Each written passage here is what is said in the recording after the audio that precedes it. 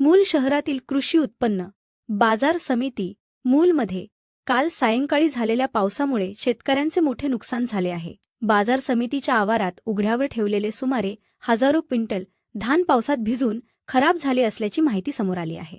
अचानक आलेल्या पावसामुळे धान सुरक्षित ठेवण्यासाठी कोणतीही पुरेशी व्यवस्था नसल्याने शेतकऱ्यांचे मोठे आर्थिक नुकसान झाले. विशेष म्हणजे बाजार समितीच्या आवारात दरवर्षी पावसाळ्यात अशाच प्रकारे धान भिजण्याच्या घटना घडत असतात. मात्र यावर कायमस्वरूपी उपाययोजना करण्यात आलेली नसल्याने शेतकऱ्यांमध्ये संताप व्यक्त केला जात आहे.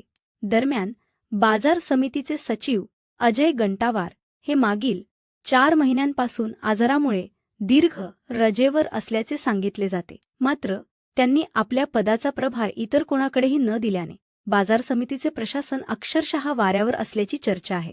प्रशासनाच्या या ढिसाळ कारभाराचा थेट फटका शेतकऱ्यांना बसत असून मूल कृषी उत्पन्न बाजार समिती नेमके शेतकऱ्यांचे भले करते आहे की नुकसान, असा सवाल आता संतप्त शेतकरी उपस्थित करीत आहेत. शेतकऱ्यांचे नुकसान टाळण्यासाठी बाजार समिती प्रशासनाने तातडीने योग्य उपाययोजना कराव्यात, अशी मागणी शेतकऱ्यांकडून केली जात आहे.